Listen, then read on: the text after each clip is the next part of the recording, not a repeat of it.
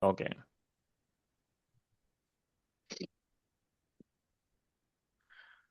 Bueno, buenos días a todos. Bienvenidos a nuestra presentación de hoy, que es acerca de la nueva publicación que vamos a estar trayendo en este nuevo año, el 2026. Ah, Mi nombre es José Roy y soy el director ejecutivo de Latinoamérica y el Caribe, director regional para Latinoamérica y el Caribe. Ya, buenos días desde Houston, Texas. Por ahí nos visitan, qué bien, cerquita de aquí de Texas. Yo estoy en Texas también, estoy en la ciudad de Austin, así que muy contento de estar aquí con ustedes. Y hoy vamos a hablar de la parte número uno, es una publicación que estamos trayendo nueva en International Code Council. Es una publicación que vamos a estar publicando, va a estar disponible muy pronto en formato digital. Y estará disponible en forma impresa y en PDF ya para el mes de enero, esperamos. Pero quiero empezar rápidamente con la presentación para explicarle un poquito acerca de qué es la publicación, el propósito por cuál se hizo la publicación y cómo utilizarla, lo cual nos va a ayudar en nuestras regiones a lidiar con el asunto de la protección contra incendios de una manera mucho más sencilla. Al final de la presentación voy a enseñarles la portada de la publicación y un poquito acerca de la publicación de cómo está diseñada. Mañana estaremos conversando acerca de la parte número 2. Ya estaremos entrando en detalles en cuanto a la protección contra incendios y cómo se utiliza la guía, pero hoy vamos a hablar un poquito acerca de lo que es la publicación. Y también si tienen preguntas, pueden levantar su mano. Pueden usar su micrófono para hacer la pregunta. Pueden interrumpir, no hay problema con eso. Y también pueden poner la pregunta en el chat o en el Q&A que tenemos de preguntas disponibles en la página. Así que sin más retrasos, voy a compartir con ustedes la presentación.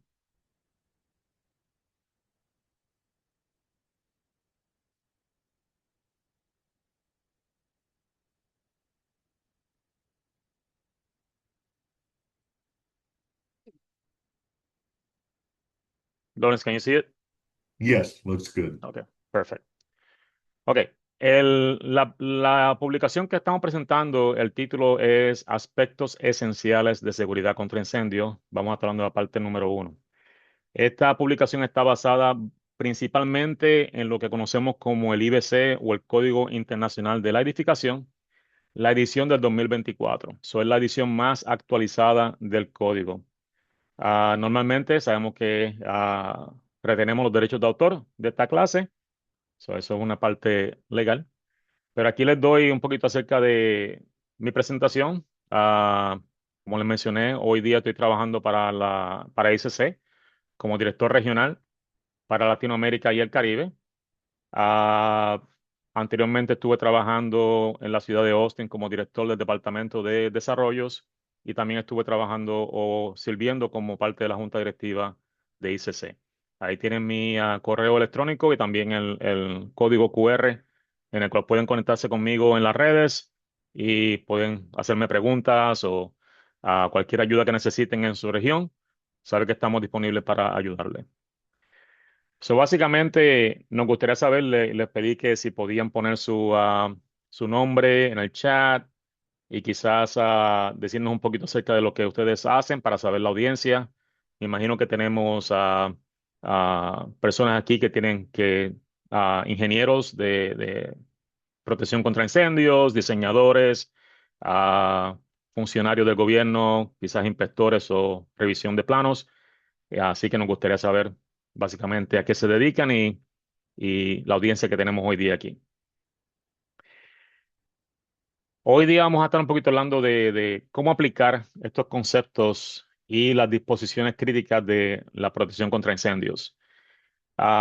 Bien importante saber que el Código Internacional de Edificación cubre muchas áreas de la construcción en cuanto al diseño y la parte de la planificación de los edificios, la parte de protección contra incendios y también la parte de la estructura. Pero lo que hemos hecho con este documento es básicamente sacar los elementos esenciales del código para crear un documento que sea mucho más simple para utilizar, en el cual podamos explicar las disposiciones fundamentales y la intención del código, en el cual podamos describir, cómo aplicamos esos elementos al diseño de los edificios comerciales principalmente. No vamos a estar hablando mucho de la parte, y cuando digo edificios comerciales me refiero también a edificios de uso residencial como hoteles, apartamentos y demás, pero no vamos a aplicar esto a casas de una y dos familias. A comprender cómo se utiliza la protección pasiva y la protección activa contra incendios y también identificar cómo se abordan los problemas de seguridad de vida y los medios de salida. Para eso, lo que hemos hecho es ver los elementos básicos del IBC, el cual sería la administración y el cumplimiento de los códigos, cómo se planifican los edificios, y en esa parte de planificación también estamos hablando de cómo revisar un edificio que ya está diseñado para que se vea que está en cumplimiento con el código. Y la parte de seguridad contra incendios y la seguridad de la vida. Pero como les mencioné, en cuanto al código como tal completo, el alcance de este código no aplica a viviendas familiares de una y dos familias. Ahí se hace referencia al código residencial, que es un código diferente. Pero la intención principal de este código es brindar seguridad a las personas que utilizan ese edificio, brindar seguridad a la protección de la propiedad y también la intención incluye brindar seguridad a los bomberos y a los servicios de emergencia que atienden eventos en estos edificios. Ah, Bien importante que todas esas áreas están cubiertas, pero no vamos a cubrir todo eso en el código porque lo que hemos hecho es sacar básicamente la parte de lo que es la protección contra incendios. Pero como pueden ver, el código IBC del 2024, que es el Código Internacional de la Construcción o de la Edificación, cubre todas las áreas que tienen que ver con el diseño y la construcción de los edificios. El otro código que estamos utilizando para esta publicación es el Código Internacional de Protección contra Incendios y creo que es el más conocido en la región de Latinoamérica y el Caribe. El tema de la protección contra incendios ha sido un tema bastante conocido y es el tema que está moviendo la adopción de reglas consistentes y códigos consistentes. Pero sí el código IFC, el cual trabaja en conjunto con el código IBC. Su intención es de proporcionar ese nivel de seguridad razonable para la propiedad, peligro contra incendios, explosión, condiciones peligrosas en los edificios. Así que vamos a ver un poquito acerca de eso y les voy a explicar qué secciones se sacaron del IBC y qué secciones se sacaron del IFC. Un poquito de la historia de ICC. Yo sé que muchos de ustedes quizás conocen nuestra, nuestra organización. Pero el ICC se forma en Estados Unidos habían tres organizaciones que estaban anteriormente a final del siglo XX que hacían códigos de construcción, pero esos códigos eran regionales. Y el problema que teníamos es que no había consistencia en la aplicación de los códigos en la nación completa. Así que esas eran las tres organizaciones que existían. Y en el 1994 se unen para formar lo que es el International Code Council. Ahí es cuando se publica el primer código de construcción internacional en combinación de los tres códigos que existían ya desde hace muchos años. Más de 100 años que existían códigos, pero ya se combinaron y se conoce como el Consejo Internacional de Códigos o el ICC y se publica la primera edición. No solamente publicamos el código IBC de construcción y el IFC de incendios, pero también tenemos una familia de códigos, los cuales se revisan cada 3 años. Es un proceso transparente, un proceso abierto, y es basado en la tecnología, en los métodos, los materiales, los equipos y los procesos según se necesiten. Así que esa es la familia de códigos. Sé que en muchos países, por ejemplo en Colombia, utilizan el código de la plomería y demás, pero sí hay diferentes códigos que tenemos nosotros y es una familia de 15 códigos y normas que se publican para ICC. Muy importante que que sepan que el código que, que se desarrolla del ICC es un proceso gubernamental en el cual cualquier persona puede someter cambios al código, no importa si es de la industria o del público o del gobierno. Esos códigos, esos cambios al código se consideran, se discuten mediante unas audiencias públicas y al final del proceso se hace una votación con los votantes gubernamentales para saber si el código cambia o no cambia. El código se publica cada 3 años, así que se mantiene actualizado lo más posible, pero sabemos muy bien que la tecnología que existe hoy día en la construcción avanza a un paso acelerado. Siempre el código está tratando de alcanzar esa, esa, ese producto. Ah, en esta publicación, ahí pueden ver la nueva publicación que se conoce como los aspectos esenciales de seguridad contra incendio. Esa publicación sale del IBC y del IFC y les voy a explicar los elementos que se sacaron de cada uno. Pero bien importante, no sé si pueden ver el subtítulo de la publicación, es diseñando edificios seguros. Esa es la intención. Y basado en los requisitos fundamentales de seguridad contra incendios, tanto del IBC como del IFC. ¿Por qué hicimos esta publicación? Mucha gente pregunta por qué estamos trayendo esto. Bien importante entender que no estamos cambiando el código, simplemente estamos ah, sacando secciones del código que son esenciales para empezar una regulación. El propósito es ofrecer una guía técnica que sea concisa, que sea, clara en cuanto a la seguridad contra incendios. También con la audiencia que podamos llegar a personas que son responsables de la política y las regulaciones en los gobiernos, que podamos llegar a reguladores que se encargan de estos asuntos, la gente que está a cargo del diseño, ingenieros, arquitectos, las autoridades y los estudiantes. ¿Por qué queremos hacerlo? Para facilitar la adopción. Algo que hemos encontrado y lo van a ver en la publicación. De hecho, hay una explicación de parte del editor, el cual explica el por qué ah, vino esta idea de crear este documento. Muchas personas cuando vamos a hablar del código y presentamos los códigos IBC y IFC y no hay regulaciones actualmente en pie, se, es un poquito difícil porque son muchas regulaciones. Básicamente lo que queremos es con este documento es empezar con los elementos esenciales y facilitar la adopción y la implementación de códigos modernos y de calidad en la región.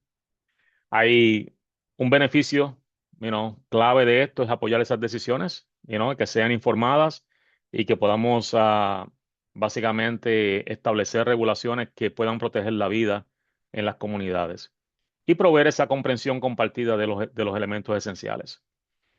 Además de esto, la estructura del documento, como van a verlo más tarde, cada capítulo va a incluir unos comentarios o un material introductivo de parte del editor que nos va a explicar básicamente cómo utilizar ese capítulo de ese código, cómo aplicarlo a donde vayamos a aplicarlo y demás. El trabajo se hizo con la ayuda de trabajo editorial, básicamente del ingeniero Jaime Moncada, un experto en protección contra incendios, ingeniero de protección contra incendios, creo que es bien conocido en la región de Latinoamérica, así que es una persona conocida. Además de eso, también él utilizó a 10 expertos que están revisando la publicación actualmente para asegurarse que la publicación va a ser algo que sea útil en la región. Tenemos un compromiso, y eso creo que es la visión de cada uno de nosotros en la protección contra incendios, de que podamos garantizar la seguridad de las personas que utilizan, que viven, que aprenden, trabajan y se reúnen en estos edificios. Y lo bueno de esto es que estas decisiones o esta información técnica que vamos a proveer con este documento sale de un código que ya está basado en la ciencia, que está basado en las experiencias y las regulaciones modernas. Algo que yo siempre menciono en estas presentaciones es que sabemos que el código básicamente está escrito en sangre, ¿no? El código es algo que se ha realizado por medio de experiencias pasadas y en el cual pues se aplican regulaciones para evitar que hayan tragedias similares en el futuro. Así que cada día estamos aprendiendo acerca de esto, cada día hay riesgos diferentes. Cada día vemos que, por ejemplo, hoy día el riesgo de las baterías de litio es algo adicional que estamos lidiando con eso ahora. Así que tenemos que estar básicamente actualizando el código de manera consistente. Aquí les dejo a las personas que estuvieron trabajando con la publicación. O sea, les mencioné que el ingeniero Jaime Moncada, el cual es el director del International Fire Safety Consulting, y su equipo estuvo trabajando en la edición principal de la publicación. Y estos colaboradores que están aquí en la lista han estado trabajando con Jaime, con el ingeniero Jaime Moncada, para revisar y asegurarse que la información que está contenida en la publicación sea útil en nuestras regiones. Pero como pueden ver, tenemos una diversidad de países que están viendo la publicación y revisándola. Una vez que se termine esa revisión de terceros, estará disponible para nuestro uso y esperamos tenerla en material impreso también para poderla utilizar y presentarla en diferentes regiones.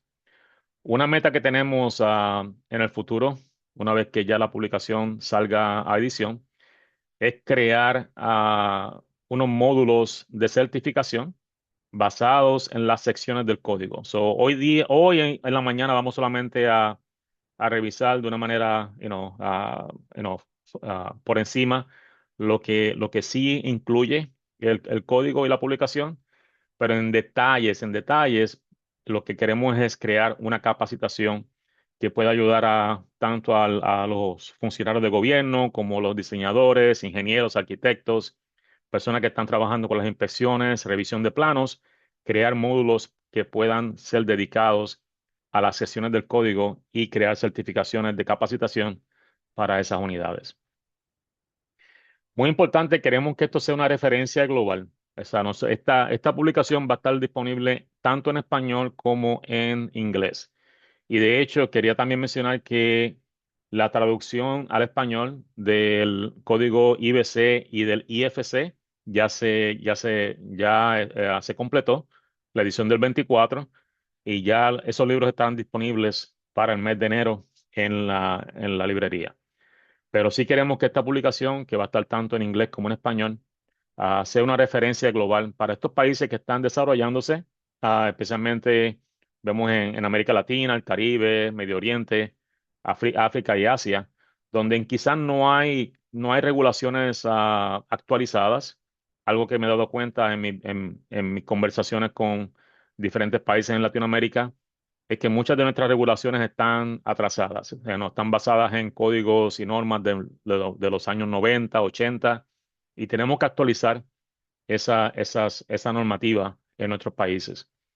El beneficio de adoptar un código internacional es los recursos que proveemos en ICC, como membresía gubernamental, también la acreditación profesional, capacitación, consultoría técnica que también se provee a los miembros, inspecciones, certificación y la acreditación de organismos. Tenemos una familia de compañías que se encargan de esos servicios. Y vamos a facilitar, lo que queremos es facilitar esa conversación, right?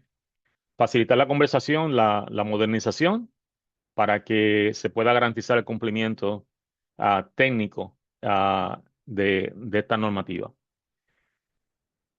Hemos visto hoy día, y en el último punto lo pueden ver, la, los retos que estamos teniendo hoy día en nuestras áreas, sino crecimiento global, también tenemos el riesgo climático, y vemos que hemos tenido tragedias, de naturales y también de otra manera de incendios, la cual sí está trayendo como paso esta conversación de cómo podemos construir en nuestras comunidades de manera eficaz, de manera que pueda ser sostenible y que pueda ser resiliente en caso de que haya desastres. Y se ha probado básicamente por la ciencia y estudios que cuando se construye utilizando códigos modernos, es mucho más fácil recuperarse de una tragedia, de un huracán, de un terremoto, de un incendio forestal, cuando se construye con códigos que están ya basados en la ciencia moderna que tenemos hoy día. Un poquito acerca de la publicación, van a ver, como les dije, mencioné anteriormente, estamos sacando información tanto del IEBC como del IFC. Los primeros capítulos del 1 al 10, básicamente ven la estructura que tenemos ahí. Vamos a estar hablando de la administración y las definiciones. Esos dos capítulos son similares tanto en el IBC como en el IFC. Vamos a estar hablando de la clasificación de los usos y la ocupación, los requisitos especiales para ocupaciones o elementos específicos y las limitaciones de altura y superficie según el tipo de construcción. Ahora, esos capítulos del 3 al 6 son capítulos que salen del Código Internacional de la Edificación, del Código IBC. Los capítulos 7, 8, 9 y 10, ahí estamos entrando ya en la cuestión de la protección contra incendios. Vamos a estar hablando acerca de los requisitos de protección y resistencia a fuego y evacuación del edificio. Los capítulos 7, 8, 9 y 10 son similares tanto en el IBC como en el IFC. Así que esos capítulos sí están en los dos códigos, pero no se pueden aplicar esa protección contra incendios si no sabemos cómo diseñar el edificio. Así que los capítulos 3 al 6 son esenciales para saber el riesgo, para conocer el tipo de construcción del edificio y poder aplicar entonces los elementos del capítulo 7, 8, 9 y 10. En cuanto al código IFC, se crearon 5 apéndices que van a ser opcionales, pero están publicados están incluidos en la publicación del capítulo 33 del IFC, el cual habla acerca de la seguridad contra incendios durante la construcción y la demolición. Este tema ha sido un tema muy interesante y no sé si ustedes han visto lo que pasó en Hong Kong hace varias semanas con el incendio que hubo en unos edificios que estaban siendo remodelados. Es bien importante este apéndice porque durante la construcción y durante la remodelación de edificios, muchas veces el riesgo de incendios aumenta por medio de los elementos o el trabajo que se está haciendo en el edificio. Así que este apéndice cubre esa área y cubre las responsabilidades que hay que tener cuando hay ese tipo de trabajo. El apéndice B del IFC habla acerca de los requisitos de caudal de agua contra incendios. El apéndice C acerca de la ubicación y la distribución de los hidrantes. Apéndice D, vamos a estar hablando acerca de las rutas de acceso para los vehículos de bomberos. Y el capítulo 32 del IFC se convierte ahora en el apéndice E, el cual contiene las regulaciones para el almacenamiento de combustibles en pilas altas. Bien importante saber que cuando tenemos una publicación de código y esta publicación incluye apéndices, los apéndices son opcionales. Cuando una jurisdicción o un gobierno o una ciudad decide adoptar el código, los apéndices tienen que ser adoptados en la regulación o por referencia, pero si no se mencionan, entonces no están aplicables a la jurisdicción. Así que los apéndices son opcionales en cuanto a la adopción, pero están disponibles y pueden servir como referencia en caso de que hayan esos asuntos. ¿Alguna pregunta hasta ahora, antes de que entremos en los detalles de los capítulos? Any questions? Do we have any questions, Lawrence? No, not at this time. Okay. Si tienen una pregunta, pueden levantar su mano. Ahí está mi compañero Lawrence, también de ICC, pendiente de las preguntas, o pueden escribirla en el chat. Me dejan saber. Bueno, en cuanto a la administración y el cumplimiento de los códigos, los capítulos 1 y 2 del código son básicamente los que nos van a indicar cómo aplicar, cómo administrar el código. Ahí les tengo un ejemplo de cómo va a estar la publicación disponible. pueden ver que se habla del capítulo y el editor que es el ingeniero Jaime Moncada, ha hecho comentarios acerca de cada capítulo, de cómo aplicar ese capítulo. En este caso, podemos ver que él menciona que este capítulo debe ser adaptado por la autoridad que adopta el documento. Así que este capítulo, aunque tiene información importante, es adaptable a cada jurisdicción. Depende de los requerimientos que haya locales de la emisión de permisos.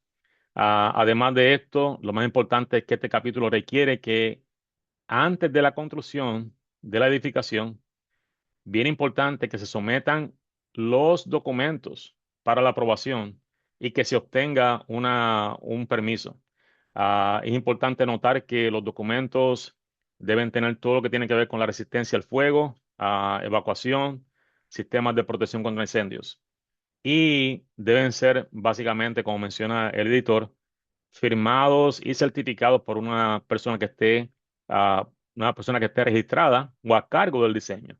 Por ejemplo, un ingeniero especializado y con experiencia en la ingeniería de incendios. También es importante, como menciona el editor, que se emita un permiso de ocupación, ah, y que estos sistemas sean inspeccionados y que sean también aprobados por la autoridad. Lo, Algo muy importante acerca de esto es que una vez que esos sistemas estén aprobados, que haya una manera de también darle mantenimiento a esos sistemas. Ese es bien, bien importante ese punto.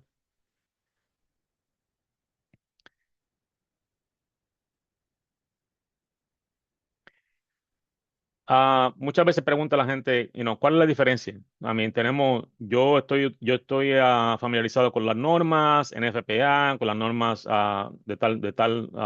europeas o de otras normas que están disponibles, y esas son las que utilizamos en el diseño. Bueno, sí, las normas tienen su lugar, o los estándares, y los códigos también tienen su lugar. Acuérdense que los códigos son adoptados. Por ejemplo, el IBC es un código que está orientado al rendimiento del edificio. El código hace referencia a documentos específicos que regulan los materiales y los métodos de construcción para mejorar los requisitos. Y esos documentos son los que llamamos los estándares o las normas de referencia. Ah, Estas normas de referencia suelen ser desarrolladas por agencias distintas al ICC. Y solo aquellas que están mencionadas en el código aplican ese diseño. Como pueden ver, hay diferentes ejemplos ahí. También tenemos las normas NFPA, pero el código básicamente nos dice cuándo, establece requisitos de cuándo hay que instalar un sistema, y el estándar, la norma, nos dice cómo se va a instalar el sistema, y cómo se logra la intención del código. Las normas, sabemos que tenemos una responsabilidad compartida. No vamos a decir que solamente hay una organización que se encarga de esto, hay varias organizaciones. Así que, como la NFPA, la STM, la UL, eso básicamente complementa el código mediante más de 1.500 normas que se hacen referencia en el código. Cuando vamos a las normas, vamos a ver que eso abarca tanto la detección, la supresión, la seguridad eléctrica, los materiales peligrosos y las operaciones de bomberos. Ah, Como les mencioné anteriormente, tanto el IBC como el IFC, el Código de Edificación como el Código de Protección contra Incendios, indican cuándo y dónde se requieren los sistemas, mientras que las normas nos dicen cómo se instalan y cómo se operan los sistemas. Y eso básicamente lo que nos hace es crear un modelo que sea coordinado. El beneficio de esto es que tenemos un código junto con la norma, el cual asegura que se haya un cumplimiento completo, integral del diseño y la confiabilidad. Ahí menciona que vamos a evitar también lo que se conoce como el sobrediseño. Eso es básicamente cuando instalamos sistemas que no son requeridos en el edificio.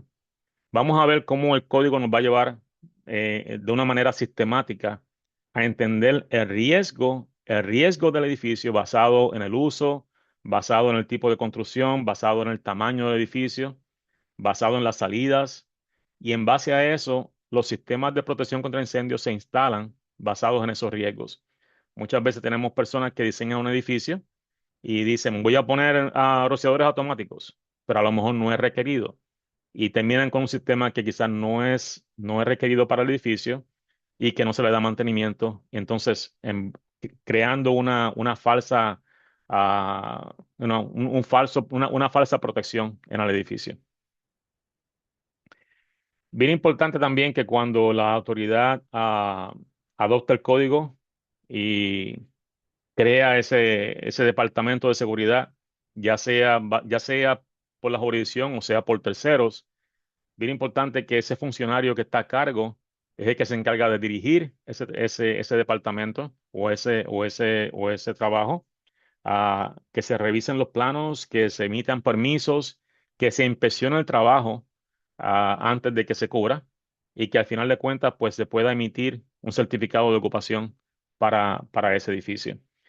Esa persona que se conoce como el funcionario de la edificación es el que está a cargo de interpretar los requisitos del código. Esa persona está a cargo de decidir cuándo algo aplica o no aplica según el código. Bien importante que entendamos que el código no prohíbe muchas veces ah, instalaciones de sistemas que aún no están en el código. Simplemente lo que el código especifica es que cuando hay algo que no está cubierto por el código, que se puede hacer una revisión de ese material o de esos equipos en base a la intención del código, y es lo que se conoce como los materiales y los métodos alternativos. Y es importante que esa alternativa o ese sistema, sería algo que no está en el código, cumpla con la intención del código, que sea equivalente en la calidad, la resistencia, la efectividad y que sea algo que pueda funcionar de acuerdo a lo que el código requiere para esa función.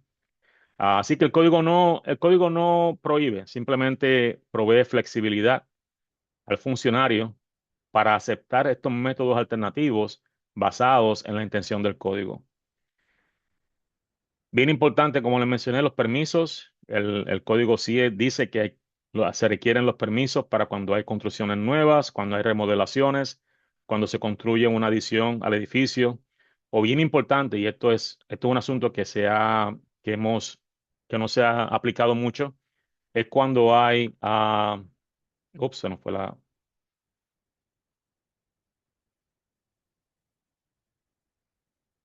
perdón, se nos fue la presentación de momento ahí.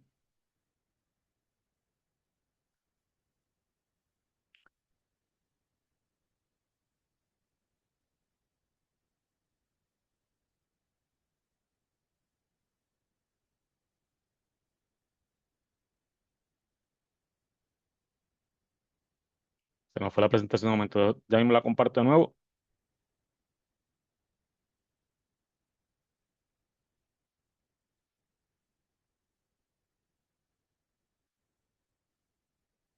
¿La pueden ver? Lawrence, can you see it now? Sí, You need to put it into presentation mode again. There you There go. you go. Okay. So, bien importante que los permisos se hagan de acuerdo a la. Jose, I'm sorry, it changed out of presentation mode There again. you There go. we go. You got it now? Okay. Yeah. Okay.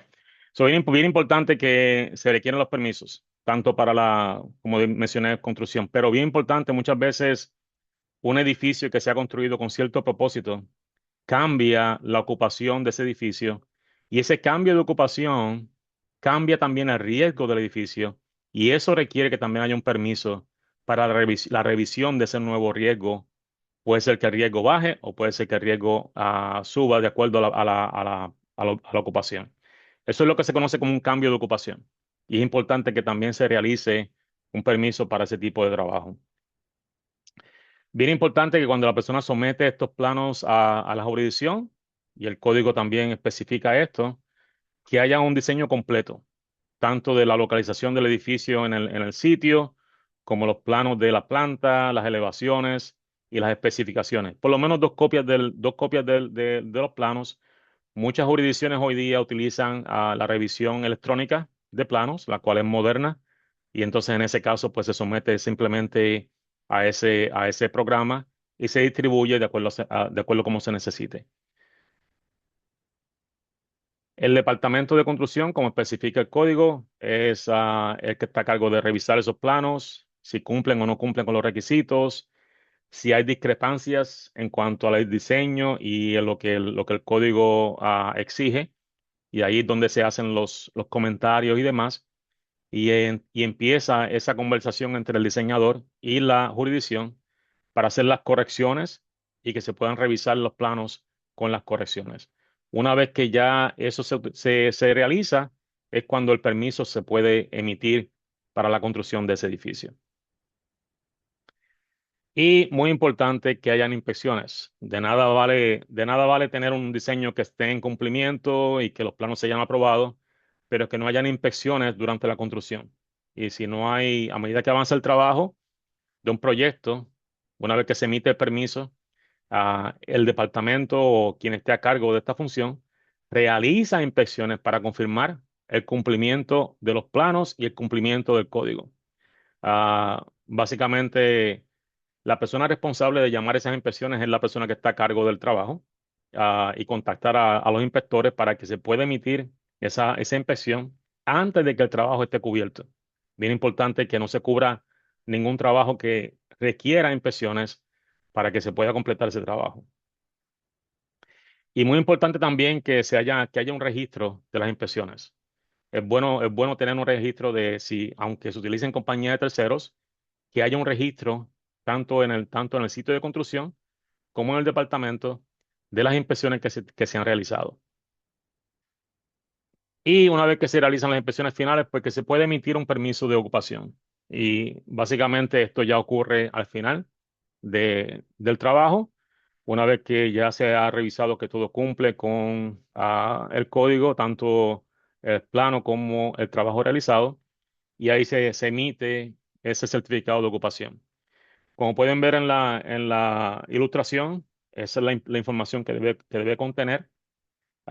Bien importante que se tenga el número de permiso, qué código se utilizó para la construcción. Es importante porque ese es el código que va a aplicar a ese edificio en el futuro. La clasificación, el tipo de construcción y demás. Pero bien importante tener toda esa información disponible una vez que se hace un certificado de ocupación. So, básicamente el capítulo uno cubre esas áreas. Eso es la parte básicamente esencial o básica de lo que es el capítulo uno. Entonces, una vez que ya se hace todo eso, se emite el certificado. El capítulo 2 de la publicación es donde contenemos todas las definiciones. En este caso, el capítulo 2 se dejó intacto en este caso, y básicamente se transfirió el capítulo 2 del IBC a la nueva publicación. Bien importante saber que las definiciones aquí son muy técnicas en su materia, y esta definición aplica solamente al código. Cuando hay términos que no están cubiertos en el código, básicamente vamos a utilizar un diccionario para entender qué significa, pero a través del código van a ver que hay secciones que están definidas y están escritas en itálicas para conocer que ese término está definido en el código. Así que cuando ustedes lean el código y se den cuenta que hay una palabra que está en cursivas o itálica, quiere decir que ese término está definido, y sería bueno entonces ir al capítulo 2 para ver la definición que tiene ese término en cuanto al uso del código. So, básicamente esos son los capítulos uno y 2 que tienen que ver con la administración y el cumplimiento de códigos. ¿Alguna pregunta? Pueden levantar su mano o interrumpir, o pueden ponerlo en el chat. Y mientras tanto, pues podemos continuar con la planificación de edificios. ¿Por qué es importante la planificación de edificios? ¿Y por qué incluimos esta parte en el código? Es importante porque hay una metodología para esto. Y el código, muchas personas deciden utilizar solamente el código IFC, el código de protección contra incendios. El problema es que el código IFC no contiene estas secciones. No explica cómo se identifica el riesgo del edificio. Sí hace referencia a la ocupación, sí hace referencia al tipo de construcción, pero estas secciones en cuanto a planificación y el diseño de los edificios están en el código IBC y son la base para aplicar cualquier sistema de protección contra incendios. Paso número uno, como explicamos en ese diseño que tenemos en la pantalla, es establecer la ocupación del edificio y determinar el tipo de construcción. En ese caso, una vez que se determina eso, se decide si se van a instalar rociadores o no se van a instalar rociadores. Bien importante eso porque vamos a ver, a medida que vayamos analizando el código, que hay básicamente incentivos para la instalación de rociadores automáticos. Cuando instalamos rociadores automáticos en un edificio, podemos hacer el edificio más alto, podemos hacer el edificio más grande en área. Y eso lo vamos a ver a medida que vayamos viendo las secciones del código. Una vez que se decide eso, vamos al paso número dos, la altura permitida. Ahora, muchas veces cuando el diseñador pasa al paso número dos y no va a instalar y no decide instalar rociadores automáticos, se da cuenta de que está limitado en la altura y entonces decide instalar rociadores y puede aumentar la altura del edificio. Lo mismo pasa con el paso número 3, el número de pisos permitidos del edificio. Está basado también en la instalación de los rociadores automáticos y el tipo de construcción del edificio. Paso número 4, vamos a ver un elemento importante del código, el cual se conoce como el incremento de área por la fachada. Básicamente, lo que eso significa es cuánta distancia hay del edificio a disponible, cuánta distancia hay disponible alrededor del edificio entre lotes, entre otros edificios y entre la vía pública. Así que eso básicamente un incentivo para no poner los edificios muy pegados uno de otro y básicamente nos da una protección para el Departamento de Bomberos en cuanto al acceso que tiene el edificio en caso de un incendio. El paso número 5 es el área o el tamaño permitido del edificio. También vamos a ver que eso está basado en el uso de rociadores o no rociadores. Y el paso número 6, la separación entre las ocupaciones. Esos 6 pasos son los que vamos a hablar hoy día, de los capítulos 3 al capítulo 6. Mañana estaremos hablando entonces de cómo aplicar la protección contra incendios del capítulo 7 al 10 y las salidas en base a esta información. En la metodología, como les expliqué, el paso número uno es establecer la ocupación. Ahora, la clasificación de las edificaciones es un poquito diferente a lo que se utiliza en la normativa NFPA, que yo sé que muchos de ustedes ah, entienden esa y están familiarizados con esa. Es un poco diferente, pero lleva la misma intención. En este código vamos a utilizar 10 ocupaciones principales con subgrupos de esas ocupaciones, mientras que la NFPA utiliza 15 clasificaciones. Pero es básicamente la misma intención. No hay mucha diferencia en cuanto a eso. Lo que van a ver que es diferente la clasificación. Como pueden ver, ahí están las 10 clasificaciones básicas de ocupación. Y vamos a hablar un poquito acerca de eso. Son 10 y hay 26 subclasificaciones. Están basados básicamente en el uso y la función del edificio. Yo diría que es la parte más importante. Lo primero que tenemos que saber cuando vamos a diseñar un edificio es para qué se va a utilizar el edificio o el espacio. Sin saber el uso, no sabemos el riesgo que va a tener ese edificio. Ah, Dado que la mayoría de las disposiciones del código están impulsadas por esto, una clasificación de ocupación incorrecta nos va a dar lugar a aplicar disposiciones incorrectas del código. Por eso es muy importante saber cuál es la disposición correcta del edificio.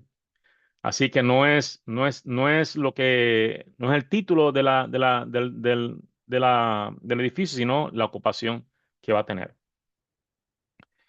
Bien importante cuando un espacio se va a ocupar para diferentes propósitos en diferentes momentos, y esto pasa usualmente en edificios que son de clasificación de reuniones y demás. Se consideran todos los requisitos aplicables para cada uso. Y cuando hay dos o más ocupaciones, vamos a estar lidiando con lo que se conoce como ocupaciones mixtas. Y de eso vamos a estar hablando en el capítulo 5 acerca de eso. Lo que vamos a hacer ahora es básicamente detallar cada una de ellas. La primera ocupación es la ocupación de reunión pública, el grupo A, lo que se conoce como cívico, social o religioso. Y van a ver que hay 5 subclasificaciones en esa ocupación, desde A1 a A5, con diferentes riesgos y diferentes usos dependiendo de cómo se va a utilizar el espacio. El grupo número 2 es el grupo de negocios, grupo B. Se considera el menos riesgoso básicamente. Es básicamente oficinas, servicios profesionales. Estas ocupaciones a menudo se consideran una de las más seguras porque en este grupo B, generalmente las personas que van a utilizarlo están alertas, están conscientes de su entorno. El número de personas es relativamente bajo en comparación con otros grupos, como el grupo A. En el grupo A tenemos muchas personas conglomeradas, en el grupo B más de oficina. Así que si ocurre un incendio, si ocurre otro evento, generalmente estos ocupantes pueden llegar a un lugar seguro en un tiempo razonable. Así que vamos a estar hablando aquí de oficinas, un banco, oficinas de correo, una universidad. Así que estos serían los grupos B. En el grupo E estamos hablando ya de las escuelas, grupos educativos y guarderías infantiles. Un poquito ya el riesgo de este tipo de uso es un poquito más alto, así que vamos a estar hablando un poquito acerca de los riesgos que tiene. El grupo F, que sería de fábrica, aquí estamos hablando ya de los edificios que se utilizan para ensamblar, para fabricar, para empaquetar o procesar productos, y están separados en dos subcategorías, F1 y F2, como pueden ver, de acuerdo a lo que se utilice o se fabrique en los edificios. El grupo, el siguiente grupo sería el grupo H, que sería el grupo de alto riesgo. Aquí estamos hablando ya de la manufactura, cantidades ya de materiales peligrosos. Van a ver que está dividido entre 5 categorías, H1 a H5. Depende el material y el riesgo que tenga el material. Vamos a ver ese riesgo diferentemente entre H1 a H5. Sabemos que algunos de estos materiales peligrosos están permitidos en otros grupos de ocupación a medida que no excedan cierta cantidad. Así que es posible que en un uso de manufactura haya materiales peligrosos, pero que estén limitados. Si están limitados, pues no aplican entonces a este tipo de uso. Este tipo de uso es básicamente dedicado a los materiales peligrosos. El siguiente grupo es el grupo I, el grupo, lo que se le conoce como institucional. Aquí estamos hablando ya del cuidado, la supervisión de personas.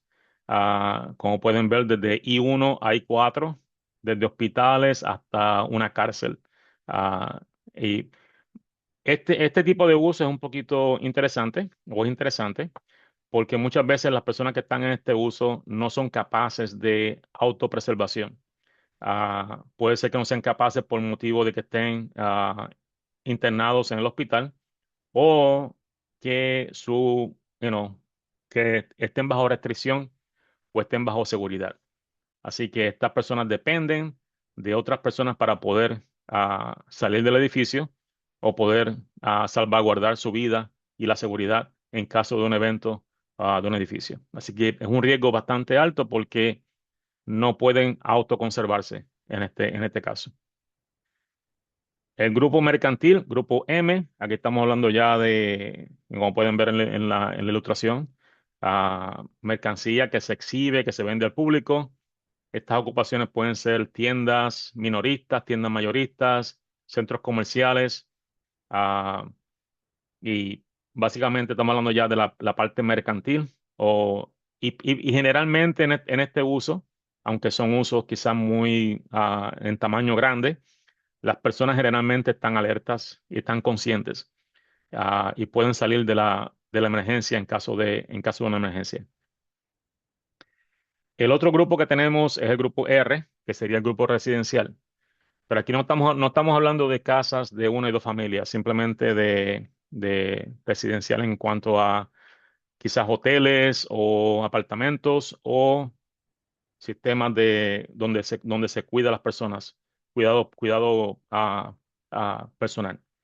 Así que este requisito residencial entre R1 y R2 existe el riesgo de las personas que están viviendo permanentemente en un edificio, las cuales se familiarizan con el edificio, o personas que están viviendo temporariamente en un edificio como un hotel, el cual muchas veces no están familiarizadas con el riesgo.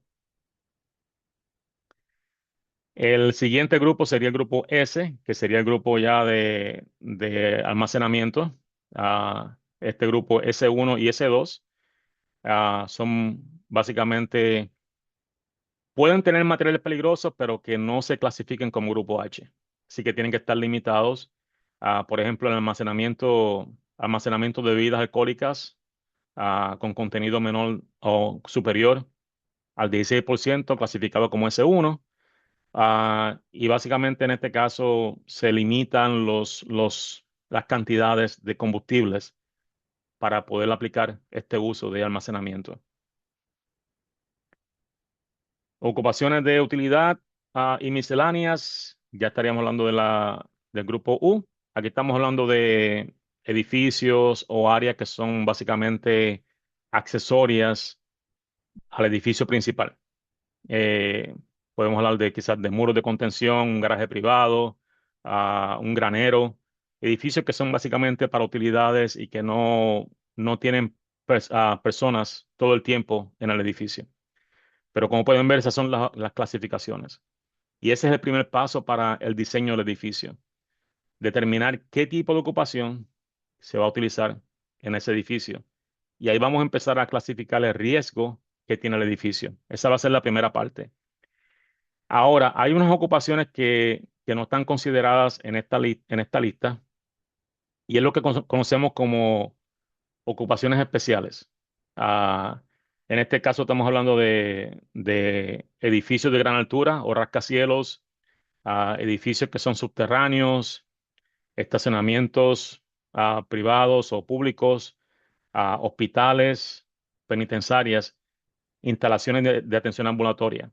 Estas ocupaciones son especiales y el capítulo 4 va a proporcionar ciertos criterios detallados si la clasificación del edificio cae en una de estas clasificaciones. Por ejemplo, en caso de que sea un edificio de alta altura, además de ver el uso del edificio, hay el riesgo por el tamaño del edificio.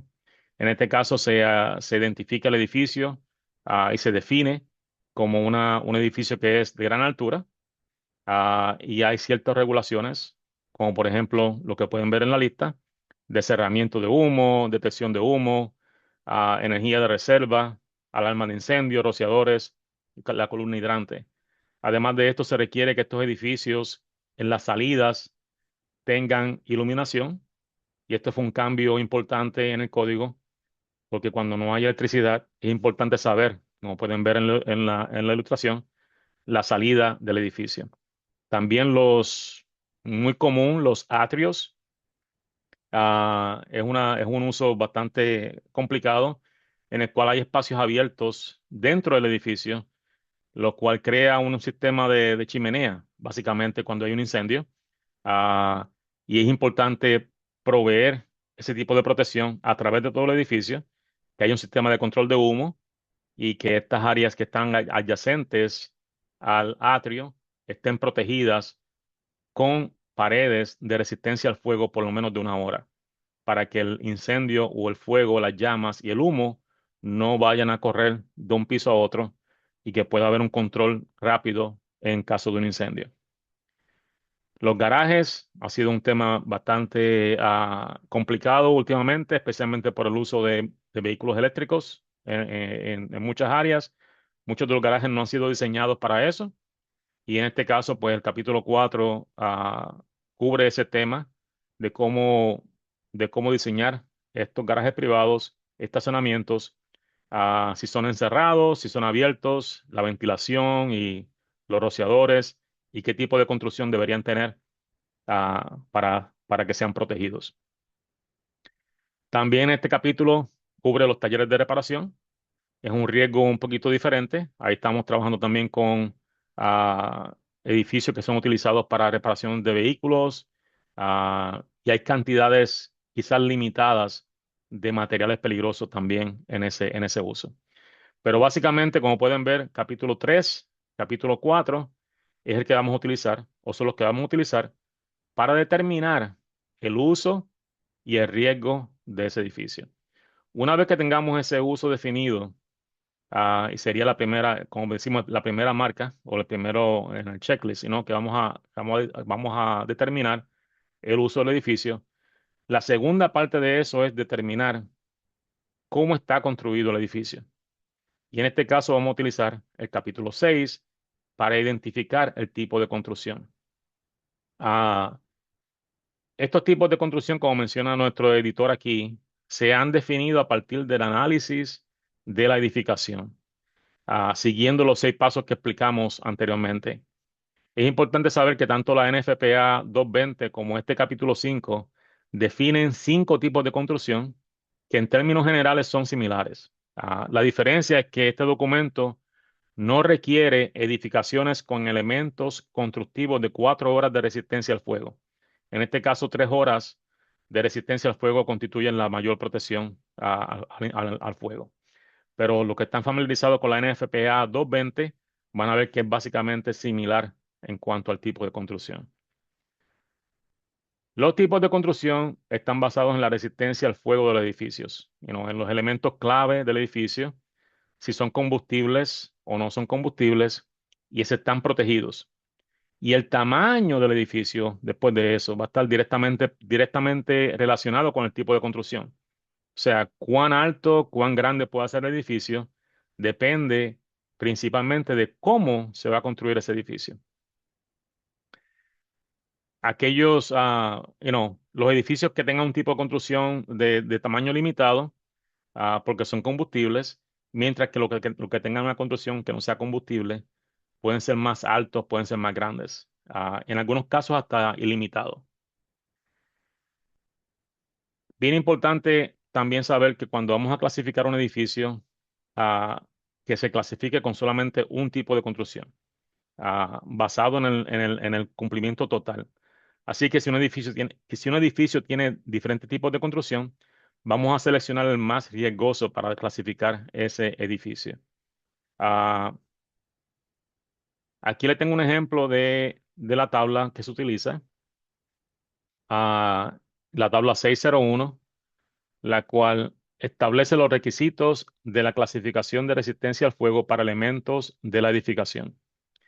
Como pueden ver en la columna número 1, vamos a ver qué elementos del edificio estamos hablando. Si es el marco principal, si son los muros, los pisos, la cubierta, que sería el techo. Si vamos a la parte ya en las columnas siguientes, vamos a ver que hay tipo 1, tipo 2, tipo 3, tipo 4 y tipo 5. O sea, hay 5 tipos de construcción. La letra A y B, eso lo que significa es si la construcción está protegida o no está protegida. Por ejemplo, en la parte A sería la protección de la estructura con materiales que protegen la estructura en cuanto a incendios. Y la letra B sería no protegida. Así que vamos a ver la clasificación. Y como pueden ver, la clasificación más grande es de 3 horas. Bien importante cuando vean esta tabla en el código y vean que hay letras al lado del número, que se lean esas notas al calce en la tabla. Ah, Hoy no vamos a entrar en ese detalle, pero cuando hagamos un entrenamiento ya específico, vamos a ver la tabla completamente y proveer ejemplos de cómo se aplica esta tabla. Los elementos más comunes que vemos en Latinoamérica serían los tipos uno y 2, quizás el tipo 3, en cuanto son elementos que no son, en tipo uno y tipo 2 son no combustibles. Ah, Aunque en estos edificios se permiten ciertos elementos combustibles, pero solamente quizás en las terminaciones. Puede ser que quizás las tiras de clavado, las cubiertas de los techos, los revestimientos de los pisos, pero básicamente la mayoría del material o la construcción completa del edificio es no combustible, aunque se permite quizás una cantidad limitada de combustible. El tipo uno es un tipo de construcción muy común, el cual incluye edificaciones de concreto, mampostería. El tipo 2 básicamente son metálicas, o sea, incombustibles, los cuales pueden estar cubiertas o no cubiertas con resistencia al fuego.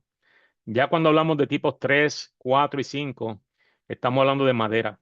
El tipo 3 es madera pesada, el tipo 4 es madera pesada, y el tipo 5 ya sería madera normal. Muchas veces este tipo de construcción en nuestras áreas de Latinoamérica no se construye y básicamente construimos con tipo uno y 2.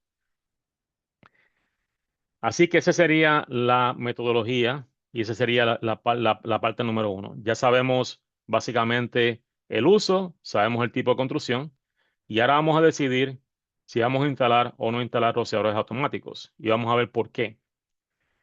El paso número 2 es la altura del edificio y el capítulo 5 cubre esa parte. Ah, en términos generales, el concepto es muy sencillo. Si lo vemos de una manera sencilla, vamos a verlo así. Entre más alto o grande sea la edificación, mayor será su resistencia al fuego. O sea, tenemos que tener eso en cuenta. Si vamos a construir un edificio alto, un edificio grande, tenemos que aumentar la resistencia al fuego. Otro concepto también importante que podemos aplicar aquí es que la protección del edificio con rociadores automáticos permite que ese edificio sea más alto o más grande. O, si no es así, que se reduzca la resistencia al fuego. Y vemos que la inclusión de este tipo de protección, es decir, si estamos instalando rociadores en el edificio, eso es una decisión que tiene que hacer el diseñador o la persona que está a cargo del edificio, conforme a lo que requiere el capítulo 9 que vamos a hablar mañana. En otras palabras, esos rociadores tienen que estar en completo acuerdo con las normas establecidas. En este caso, el código hace referencia a las normas NFPA, ustedes las conocen bastante bien. La NFPA 3 es la más común, es la cual permite que se instalen rociadores en todas las habitaciones y proporciona protección en los espacios ocultos. La NFPA 13R, que sería limitado a usos residenciales hasta 4 pisos y o hasta 60 pies de altura, y se pueden omitir los espacios ocultos. Y la NFPA 13D, que es limitado a viviendas de una y dos familias. Entonces, basado en esas normas, ahora bien, me hicieron una pregunta la semana pasada si estas normas son las únicas que se pueden utilizar. El código hace referencia solamente a estas normas, pero como mencioné anteriormente, si hay una norma que sea equivalente a esta norma, cuando se adopta el código, se puede cambiar la referencia a una norma equivalente. Ese sería el uso de materiales alternativos en el código. So, sí se permite hacer referencia a otra norma para instalación, siempre y cuando esa norma cumpla con la intención del código. So, quería cubrir esa pregunta porque sí me la hicieron la semana pasada.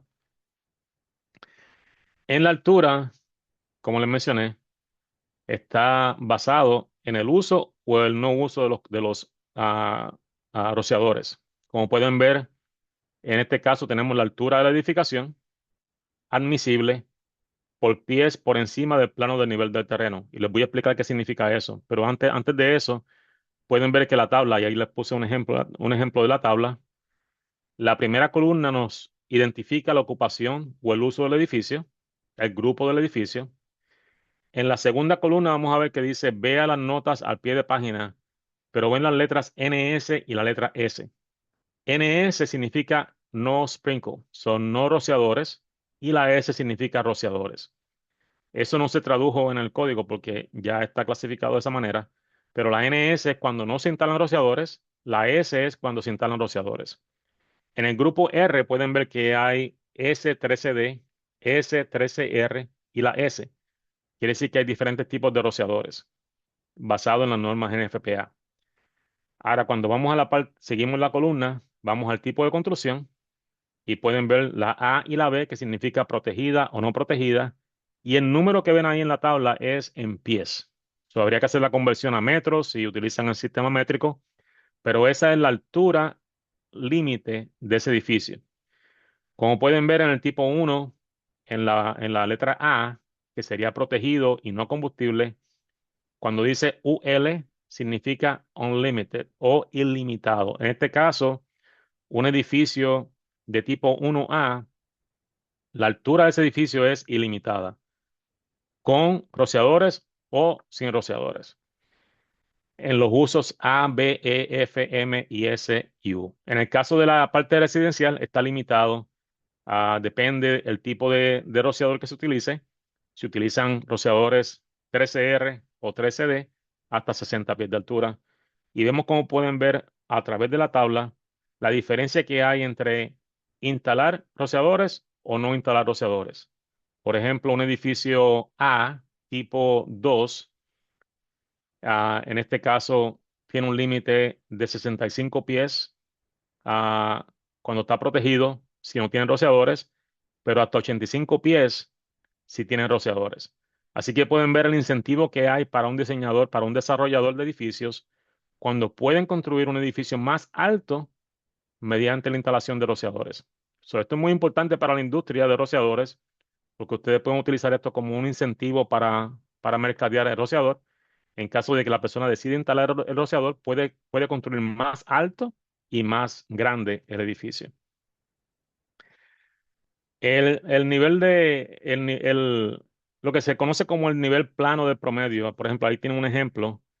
ah, e- es, es muy común que los terrenos no sean completamente planos, sabemos eso, así que hay que determinar una altura promedio. Y esa es la manera como se hace. Básicamente se calculan los 4 puntos del edificio, las elevaciones, esas elevaciones se suman, se dividen por 4 para conseguir el pendiente promedio del edificio, y entonces se determina la altura promedio basado en ese grado promedio del terreno.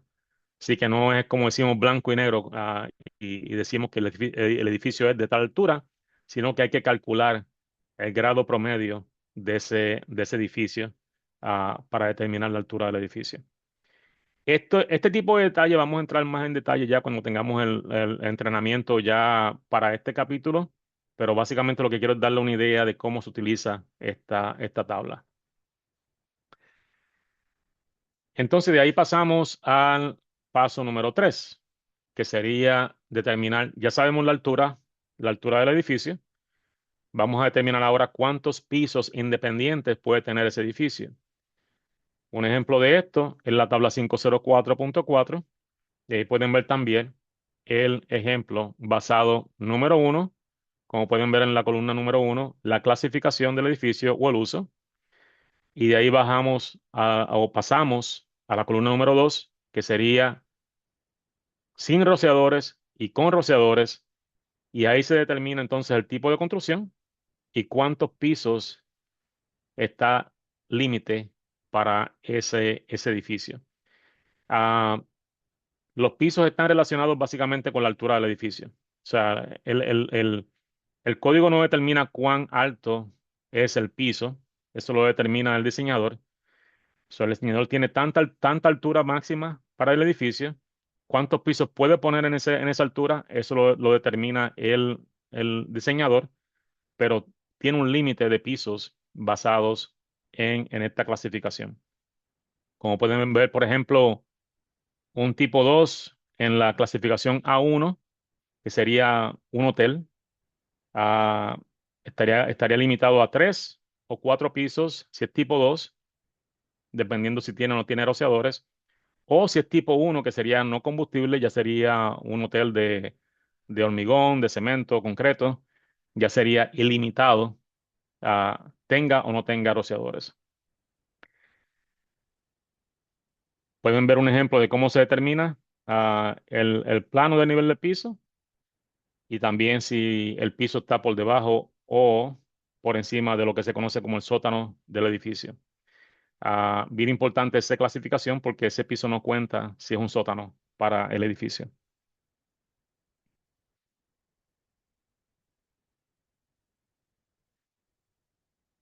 Limitaciones de altura y de área, bien importante también entender que muchas ocupaciones hoy día utilizan los techos o la parte de arriba del techo como un área de reunión.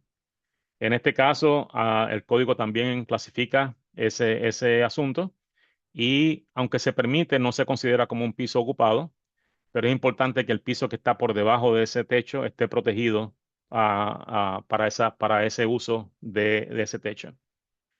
Ah, También los entrepisos o los mezzanines, como conocemos, que estén limitados. Depende el uso y depende si hay rociadores o no hay rociadores, pero están limitados para no contar como un piso extra o adicional en ese caso. Una vez que determinamos esos tres pasos, que sería el uso, el tipo de construcción, la altura y el número de pisos, vamos a pasar entonces a los pasos 4 al 6. En este caso, el capítulo 5 también cubre el factor de área, como les expliqué anteriormente, permitido de construcción. Aquí estamos hablando ya de cuán grande puede ser el edificio y cuánta área puede contener ese edificio. Como pueden ver en este caso, también clasificamos la ocupación, se clasifica si hay rociadores o si no hay rociadores y el tamaño del edificio está determinado en base a eso. Esta es la tabla 506.2 y también vamos a entrar en detalle ya cuando estemos en entrenamiento para esto, pero en esta tabla se incorpora un aumento en el área del edificio cuando se instalan rociadores automáticos. Y en este caso, pues no hay que hacer un cálculo específico, simplemente se va por la tabla y se está en el límite de esa área. Como pueden ver, todos los usos están clasificados y dependiendo del tipo de rociador que se utilice en el edificio. Bien importante las notas al calce. Aquí le puse un ejemplo de las notas al calce, de lo que significa la conversión del pie cuadrado a metros cuadrados. La UL significa ilimitado. NP, cuando vean las letras NP, es que no se permite ese uso o esa altura. La NS es cuando no tienen sistemas de rociadores. S1, cuando tienen un máximo de un piso por encima del permitido en el plano del terreno. SM es cuando tienen dos o más pisos por encima de ese nivel de terreno. 13R, hablamos que es cuando es con la norma NFPA 13R y la 13D con la norma NFPA 13D. Esta fórmula no vamos a entrar en detalle, pero es la fórmula que se utiliza. Básicamente se calcula el área de construcción permitida por piso, lo cual es igual al factor del área que se permite por la tabla y se hace la fórmula entre el factor de área admisible para edificios sin rociadores y el factor de incremento. El factor de incremento tiene que ver con la localización del edificio en el terreno. Y lo que se hace es que se da un aumento del 25%, o sea, si el edificio tiene más de 25% de perímetro en vía pública o espacio abierto, tiene ciertas opciones para aumentar el tamaño del edificio. Básicamente, cuando tenemos un edificio que tiene espacio alrededor, podemos entonces calcular ese espacio por medio de la fórmula y permitir que ese edificio tenga más altura o más espacio basado en el espacio que tiene alrededor del edificio. Esto es muy importante para los servicios de bomberos. Ah, usualmente hoy día, por el costo del terreno, se trata de aprovechar todo el espacio disponible en el terreno para construir. En este caso, si la persona decide dejar espacio defensible o abierto alrededor del edificio de más de 25 pies, puede tener un incentivo para construir más alto o más grande el edificio, siempre y cuando haya espacio disponible alrededor. Y vemos cómo se aplica la fórmula. En este caso, se hace la fórmula que les mencioné anteriormente. Y en este caso, pues se permite que el edificio vaya de 112.500 a 136.000 pies de área, porque tiene ese factor de ese espacio alrededor del edificio. La última metodología que se utiliza es la separación. Y en esta tabla vamos a ver que depende de la ocupación del edificio o el uso del edificio, cuando hay usos que son mixtos. Por ejemplo, tenemos un centro comercial que tiene diferentes usos. Vamos a utilizar esta tabla para determinar qué separación se requiere entre las ocupaciones. Por ejemplo, en la columna número uno, si tenemos un edificio que sea clasificado como oficina, sería B, y va a estar al lado de un edificio que sea de reunión o un restaurante.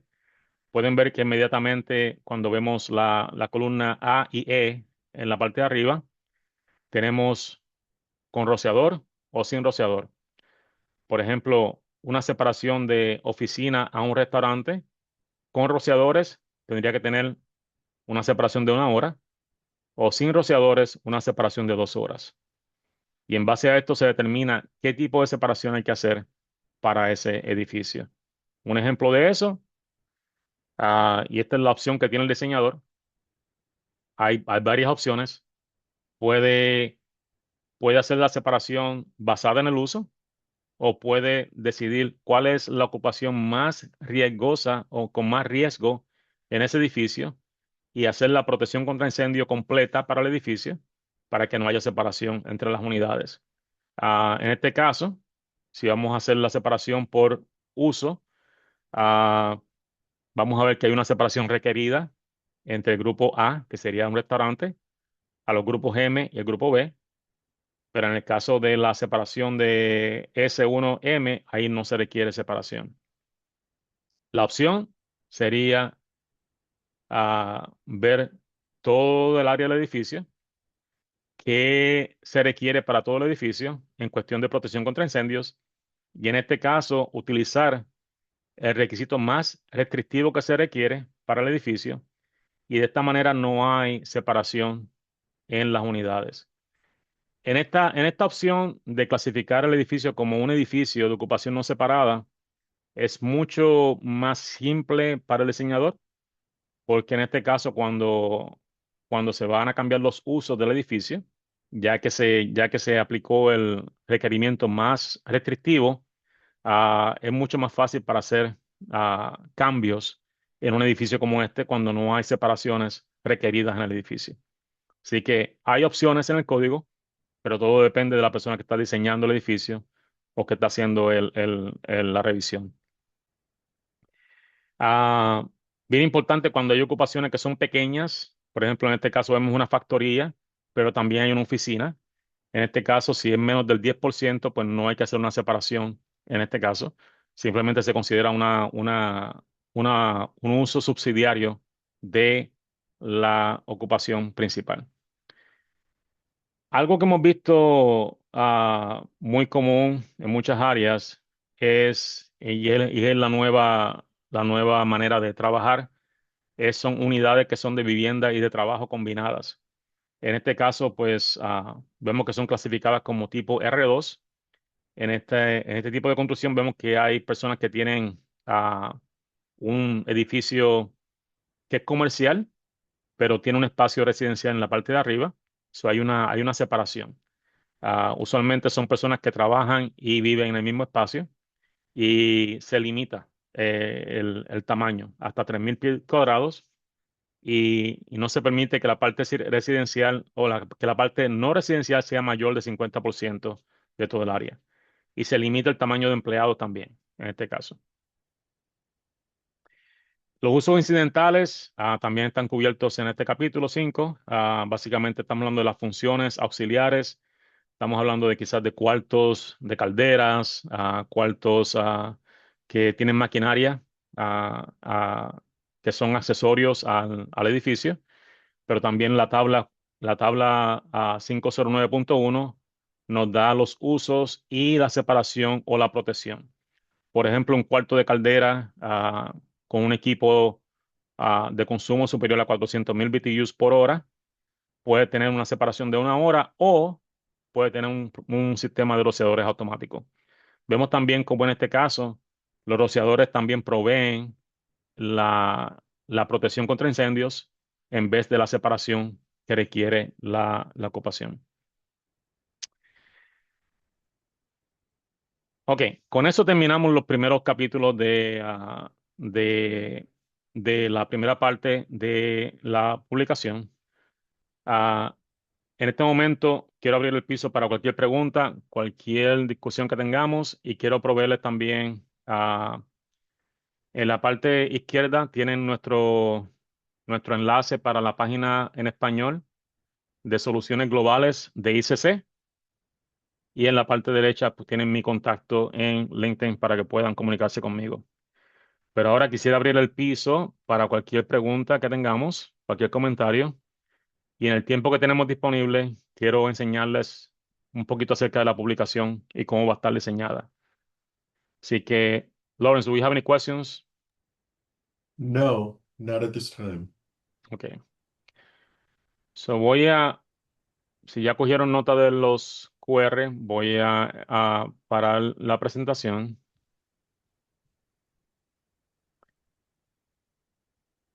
Si hay alguna pregunta, pueden levantar su mano o pueden abrir su micrófono para hacer la pregunta.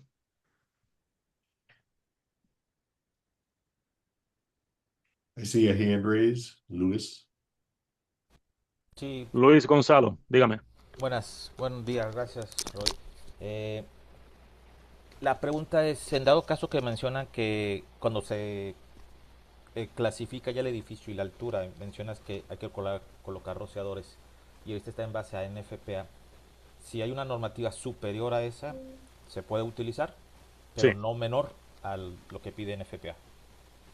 Eso es lo bueno del código. El código te permite utilizar un método alternativo siempre y cuando ese método alternativo, y en este caso sería una norma alternativa, esté en cumplimiento con la intención máxima de ese código.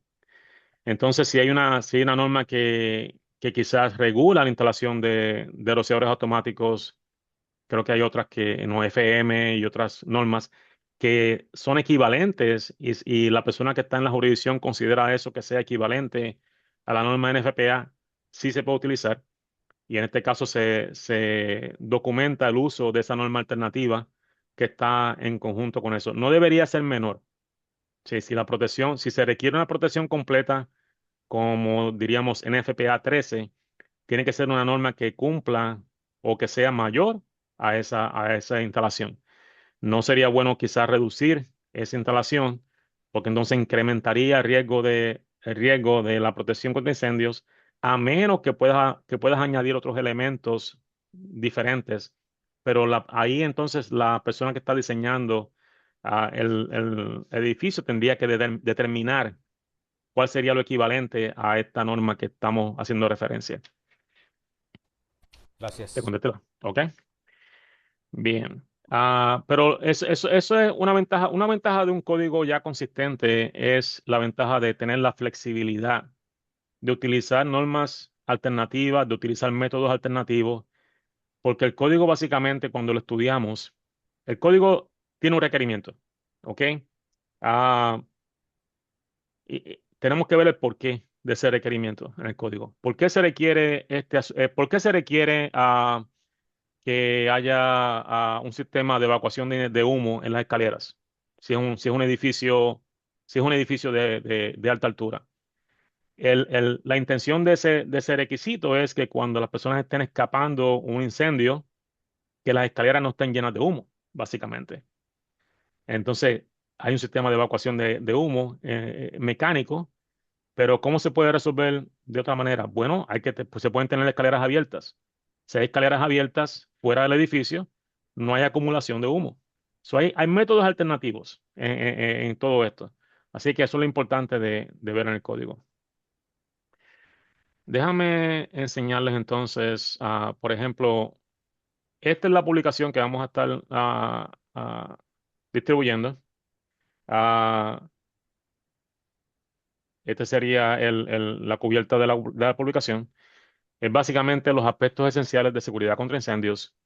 Yo esperaba que ya para esta semana estuviera disponible en formato digital. Es posible que ya para final de mes esté. Estamos revisando el contenido para asegurarnos que esté completo y estamos añadiendo también una tabla de contenido y un índice para que sea más fácil de navegar el documento.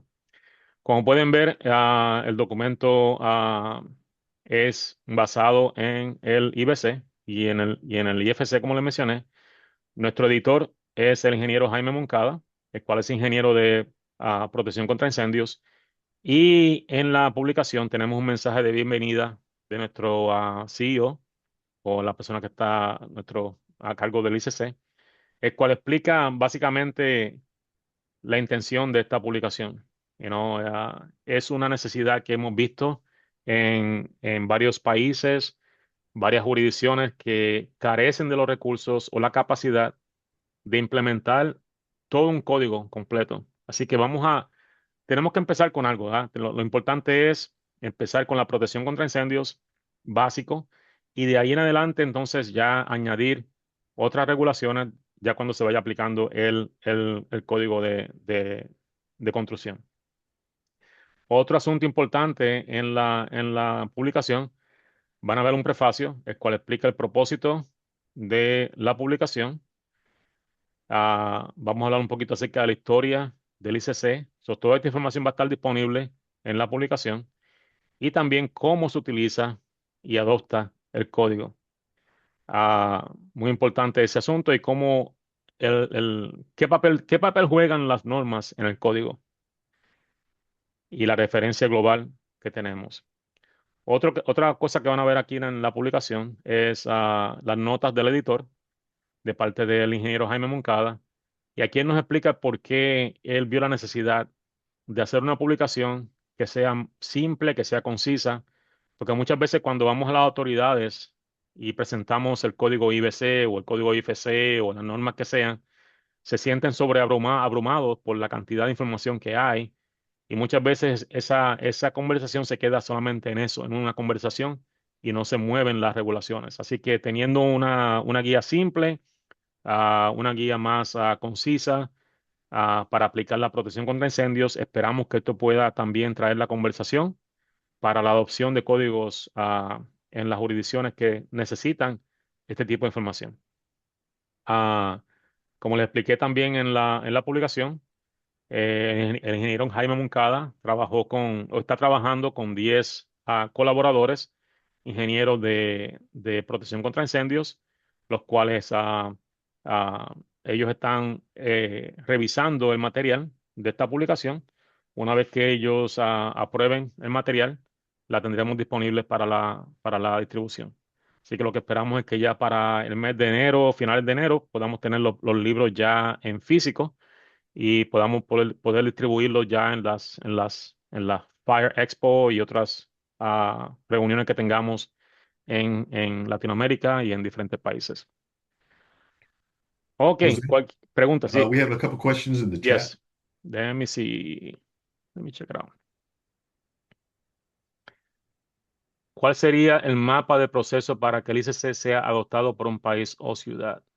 Me dices aquí que en México hay de entrada un conflicto, sí, con las normativas, cambiar el reglamento, sí. Ah, Cuando se hace mención no solamente de CBC, también. Ok. Eduardo, eso es lo que estamos encontrando especialmente en México. En México hemos estado trabajando con AMRASI, con Víctor este tema. Y sí nos hemos dado cuenta de que, número uno, no hay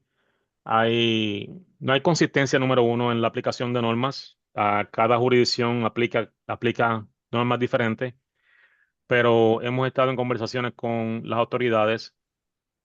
Y por ahora, aparentemente, una conversación positiva en cuanto a cómo podríamos añadir estas regulaciones a las normativas de reglamento de construcción y la NOM 002. Creo que me dijeron que una de esas normativas se atrasó un poco en, y tenemos la oportunidad de quizás tener esa conversación. Pero ¿cómo pueden ayudar? Creando conciencia. Hay que seguir. Algo que me di cuenta cuando fuimos a hablar con la Secretaría de Economía en México es que ellos se han dado cuenta de que no hay consistencia en la aplicación de regulaciones. So, es importante que los diseñadores, que los ingenieros, que los arquitectos, las personas que están a cargo de estos diseños, sigan trayendo ese tema a colación, de que, por ejemplo, voy a esta jurisdicción y me piden cierto tipo de regulaciones. Voy a una jurisdicción cerca de esa y tengo que construir diferente. So, la falta de consistencia en la aplicación de regulaciones y códigos es un tema importante para la industria del desarrollo. Cuando hay diferentes regulaciones, eso crea inconsistencias en la aplicación. Y eso sucedió hace años atrás en Estados Unidos. Esa fue la razón por la cual tres organizaciones se unieron para desarrollar la ICC, porque los arquitectos, los ingenieros, el gobierno empezó a decir, mira, tenemos que tener una regulación consistente que se pueda aplicar en todos los sitios. Pero sí hay que seguir la conversación. Ah, no hay que, como decimos, no hay que inventar la rueda de nuevo cuando ya hay códigos y normas reconocidas que se pueden utilizar. Así que ah, lo que yo diría es seguir la conversación. Vamos a estar el año que viene, tenemos un plan de trabajo con AMRASI para seguir trabajando con las autoridades. Un plan que tenemos también es poder proveer una capacitación específicamente para autoridades y jurisdicciones ah, de la importancia del código. ¿Por qué es importante tener una consistencia en las aplicaciones? Así que es un proceso. Lamentablemente, cuando hablamos de un proceso ideal, el proceso ideal, y te digo que aún en Estados Unidos no tenemos, en algunos sitios sí lo tenemos bien, pero en otros sitios no, es tener un proceso en el cual el código se pueda revisar de una manera consistente, las normas de una manera consistente, por lo menos cada 3 años, porque hay cambios que hay que hacer. No se puede establecer una norma y dejarla sentada ahí por varios años, 10, 20, 30 años. Hay que tener un sistema que se pueda actualizar. Así que, en cuanto al proceso, MAPA sería seguir la conversación con las autoridades y que ustedes que tienen ah, contacto con estas personas puedan seguir la conversación, puedan seguir hablando del problema que tienen en cuanto a la inconsistencia de la aplicación de las normas y cómo sería lo ideal de tener un código específico para México o para la jurisdicción de los estados. Usualmente lo que sucede en la Ciudad de México, pues se copian los otros estados, eso es lo que hemos visto. Así que es importante empezar por una jurisdicción importante como la Ciudad de México y de ahí en adelante seguir trayendo esa consistencia. Sí, sería lo ideal, que podamos tener un código nacional. Sería lo ideal, eso sería perfecto. Ah, pero mucha gente dice, aún en Estados Unidos no lo tenemos. En Estados Unidos hay 50 estados que cada uno aplica el código como desea aplicarlo. Sí, los 50 estados adoptan el código IBC, pero no utilizan la misma edición muchas veces. Por ejemplo, estados como California tienen un código de California basado en el IBC, el cual tiene mucho más requisitos en cuanto a diseños sísmicos y demás. El estado de la Florida tiene su código basados en el IBC y lo mantienen actualizado, pero muchos otros estados mantienen una edición atrasadas, pero por lo menos hay una consistencia en la aplicación del código. Por lo menos si no hay un código nacional que pueda haber un código por estado, que sea basado en un código que sea consistente y ya conocido. Sí, básicamente lo que dice Tomás es lo importante, que los gremios, ustedes que están trabajando en la industria, ustedes que están conversando con las autoridades, que tengan esa conversación con las autoridades y le expliquen el reto que tienen cuando están diseñando y aplicando diferentes regulaciones, los cuales no están basados en ningún código que sea consistente o normas consistentes. Bueno. Si no hay más preguntas, les doy las gracias por haberse conectado. Mañana también a la misma hora. Mañana vamos a estar entrando en la parte número 2, que sería la protección contra incendios. Capítulo 7, 8, 9 y 10. Y vamos a explicar los apéndices que se incluyeron en la publicación.